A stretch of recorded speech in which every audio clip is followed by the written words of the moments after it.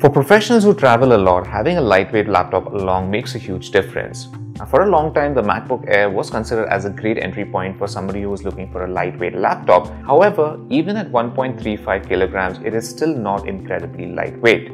Now, one such solution was to use a hybrid tablet like the Microsoft Surface Pro or even the Apple iPad Pro. However, with such devices, you're sort of limited to a 12-inch screen size, not very powerful internals, and a keyboard that's not as comfortable as a regular laptop. Now, Acer has a pretty interesting solution with its new offering called the Swift 5. Now, this might look like an ordinary 14-inch laptop, but it actually weighs just 970 grams, which makes it incredibly light. Let's see if it's any good.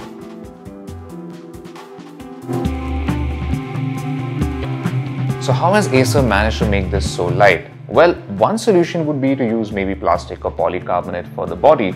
However, that really wouldn't make it too durable, especially for long-term use. Now, when you pick up the laptop, it does sort of feel like a plastic, but it's actually not. Acer has used two different types of magnesium alloys for the build here. So the one on the lid and the base is using a magnesium lithium alloy, whereas the keyboard area uses a magnesium aluminium alloy. Now, this makes a laptop really rigid, even though it may not feel or look like it. Especially if you try and flex the base, there isn't any flex. And what we really like is that the lid provides really good protection for the display. So even if you sort of force to warp the pixels on the screen, nothing really happens, which is really good. Now, the lid can rotate all the way 180 degrees at the back, and it's got good torsion, so it stays put no matter which angle you choose. And it also gives you good flexibility whether you're sitting in a car and typing or just lounging around the house. Now, even though this laptop is very light, it's not exactly thin. It's around 14 millimeters in thickness, and thanks to that, you get full-size USB ports. So on the right, we have two USB 3 Type A ports. You also get a USB Type C port, which is a USB 3.1 Gen 1 standard. You get an HDMI port, you get a charging port here, and over to the left, you get a headphone and microphone combo socket, and you get little two LED status lights for power and battery charging. Now, while this is a good selection of physical ports on the laptop, it is missing a LAN or an Ethernet socket, but more importantly, you don't get an SD card reader, which is a real shame, and we wonder why Acer would have ditched it given there seems to be plenty of space around it. Now, this means you do have to carry along a USB SD card reader with you, which isn't really very convenient. Now, for the display, we have a 14-inch Full HD IPS panel, which gives you good viewing angles and pretty rich saturated colors. There's also touch input, which we didn't really find too useful since you can't really convert this laptop into a tablet, but it is there if you want to use it. Now, the one thing that we didn't quite like about the display is the level of brightness, which doesn't really get too bright, especially if you're using it under sunlight or if you have many artificial lights around you. And the fact that it's also a glossy panel, which means it does attract a lot of reflections. Coming to the palm rest area, we have a nice, spacious, well laid out chiclet keyboard. The travel is very good, and we found it pretty comfortable even for long typing sessions. It is backlit. You do get one level of white LED backlighting, which is nice. However, we didn't again like the positioning of the direction keys, which feels a bit cramped over here, which is clubbed with the home and the end keys. Now, the trackpad is also pretty spacious and it's got a smooth texture.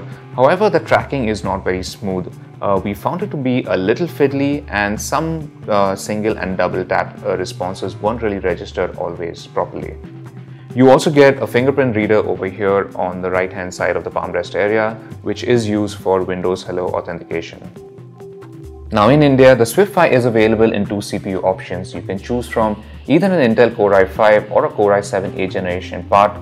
There's 8 GB of RAM on both models. However, the Core i5 version gets 256 GB of SSD storage, whereas the Core i7 version will come with 512 GB of SSD storage. For the software bit, you do get Windows 10 Home Edition along with a couple of pre-installed apps like Norton Security, as well as full version of Microsoft Office Suite 2016 Home and Student Edition, which is nice. Acer also bundles some of its own software like Quick Access, which gives you toggle switches for a blue light filter and even power off USB charging, so you can charge devices even when the laptop is off. The Care Center software lets you keep drivers up to date and also run a system check to check the health of your hard drives and other components. General system and app performance is pretty good on the Swift 5. Now, thanks to the SSD, we have quick boot times, and the quad-core Core i5 CPU is also very capable, and in some benchmarks we actually managed to get scores that are very similar to the 7th Gen Core i7 CPUs from Intel. The laptop also runs pretty cool and quiet most of the time. And if you're doing basic work like internet browsing or just working on Word documents, the fans don't really spin up too much, so the laptop stays quiet. However, when you fire up a game or do anything CPU intensive, the fans are a bit audible. Now, with regular use, we didn't find the Swift 5 to get too hot either. There's plenty of vents at the bottom and there's an exhaust vent just up behind the hinge over here for good air circulation. It does get slightly warm at the base when you're charging or running a game, but apart from that, it runs pretty cool. Now, the Full HD resolution on the 14-inch display is great for watching videos, and you also get plenty of screen real estate for working on spreadsheets or making PowerPoint presentations. The Swift 5 also boasts of stereo speakers that are placed at the bottom, and they can get pretty loud thanks to the Dolby Audio app. The bass is pretty limiting, however the vocals and dialogue delivery in movies are pretty crisp. Now, in order to make this laptop this light, Acer has had to compromise on the battery a bit. There's only a 2-cell battery which is rated to deliver 8 hours of battery life, but in reality we managed to squeeze out just about 5 hours with the regular usage. At a starting price of 79,999 rupees, the Acer Swift 5 does feel a bit expensive. However, at the same time, it's really hard to find another 14-inch laptop that weighs this little and offers these sort of specifications. The only thing missing is an SD card reader, and the battery life isn't really great, but if you don't mind that, then this is a great option at this price. So this was our review of the Acer Swift 5. Thanks for watching, and for all things tech, log on to gadgets360.com.